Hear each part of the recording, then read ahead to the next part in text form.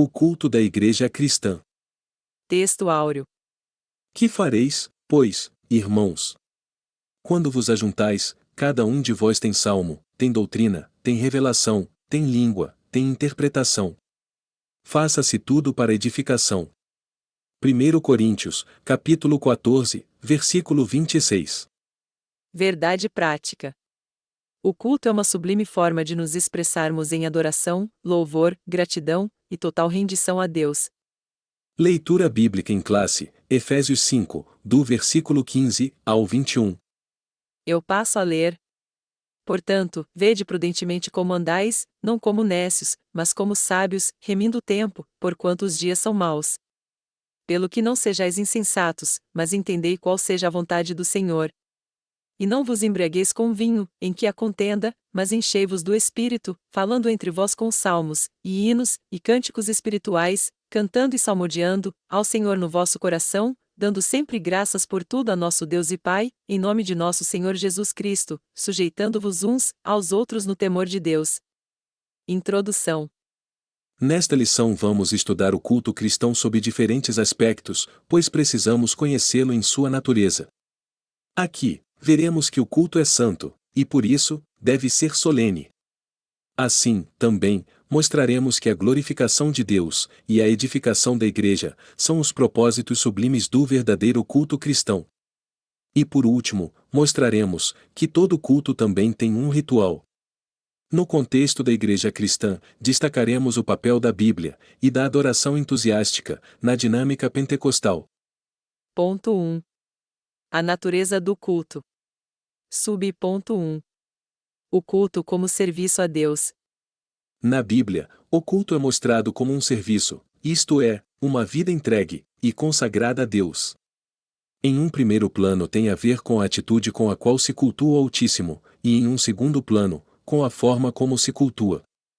O culto, portanto, expressa uma combinação de obediência à palavra de Deus e a forma ritual, como essa adoração acontece.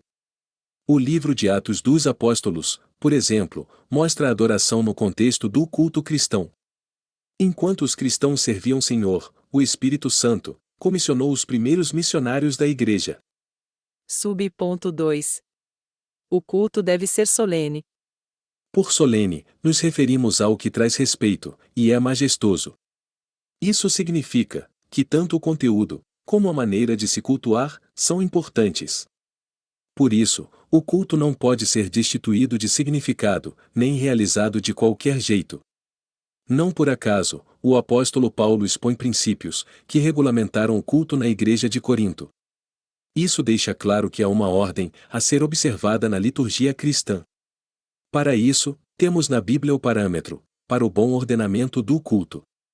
Por exemplo, aos Coríntios, o apóstolo destacou o seguinte: mas faça-se tudo decentemente com ordem.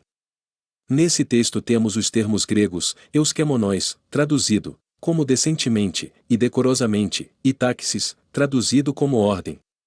Isso nos leva a compreender, portanto, de acordo com a Bíblia, que o culto precisa ter decoro, decência e ordem. Sub-ponto 3. O culto é santo. A santidade de Deus é afirmada por toda a Bíblia. Visto que Deus é santo, o culto também deve ser santo. Dessa forma, nada que fosse profano deveria fazer parte do culto e da vida de quem o praticava no Antigo Testamento. Assim, o limite entre o santo e o profano deveria ser mantido. Por outro lado, o Novo Testamento também põe em destaque o viver cristão, na esfera do culto, isto é, de uma vida a serviço de Deus. A igreja é o espaço sacro onde o culto acontece. Assim como no Antigo Testamento, o culto cristão também não deve ser profanado. Nesse caso, tanto a conduta como o modo de viver são levados em conta, na esfera do culto. Ponto 2. O propósito do culto. 1. Glorificar a Deus. O culto é uma celebração que se faz a Deus. Celebramos a grandeza de Deus e seus poderosos feitos. Assim, o culto é uma celebração, pelo que Deus é, e pelo que Ele faz. Nesse aspecto, o culto é sempre cristocêntrico, nunca antropocêntrico. Cristo é a esfera, ou lugar onde deve acontecer o verdadeiro culto. Ele é o único mediador entre Deus e os homens, e o eterno sumo sacerdote. Se Deus não é celebrado, se ele não é glorificado, então, o culto perdeu o seu real sentido. Ponto 2. Quando não se cultua a Deus. De fato, há cultos que não cultuam a Deus. Paulo censurou os coríntios afirmando que, quando vos ajuntais num lugar, não é para comer a ceia do Senhor. Era como se dissesse: o que vocês estão celebrando não é a ceia. Não era um culto que eles estavam fazendo. Não daquela maneira. Infelizmente, há muitas reuniões invernizadas, para se parecerem com um culto, mas, de fato, não são. Parecem reuniões profanas, tanto na sua forma, quanto na sua essência. Não buscam glorificar a Deus. Ponto 3. Edificar a igreja. Um dos propósitos principais do culto é trazer edificação à igreja. Assim, na esfera do culto, tudo deve buscar a edificação. O verbo grego, oikodomeo, traduzido como edificar, ocorre 40 vezes no Novo Testamento, enquanto o substantivo, oikodomé, traduzido como edificação, ocorre 18 vezes.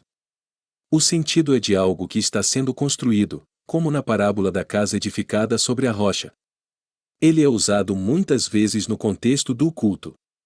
O fato mais claro, de que um dos propósitos do culto é trazer edificação para a igreja, está revelado no capítulo 14 de 1 Coríntios. Nesse capítulo, o apóstolo disciplina os usos dos dons na igreja, pelo fato de seu uso não estar trazendo edificação à igreja. Assim, aquele que falava línguas na esfera do culto público, deveria interpretar, para que a igreja fosse edificada. Todos os demais dons deveriam seguir esse critério. Da mesma forma, os dons ministeriais deveriam contribuir para a edificação do corpo de Cristo. Ponto 3. A liturgia do culto. 1. A exposição da Bíblia.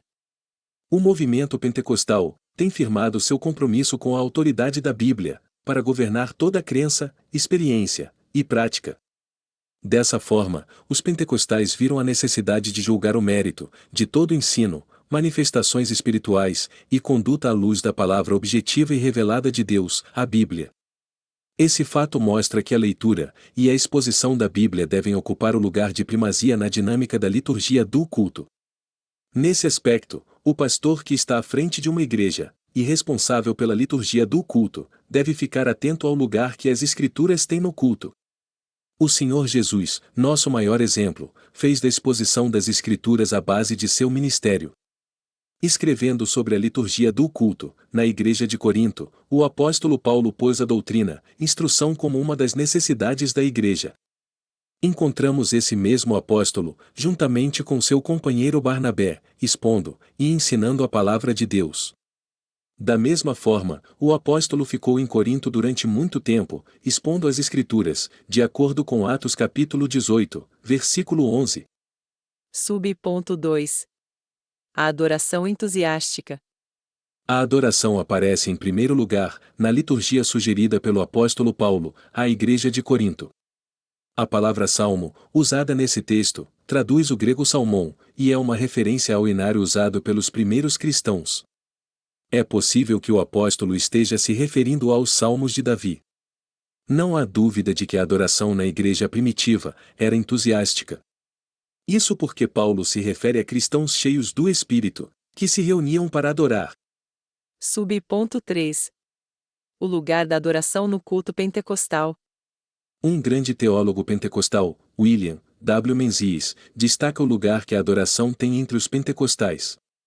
De acordo com ele, desde o começo, os pentecostais foram conhecidos no mundo todo pelas reuniões de cultos alegres e ruidosas.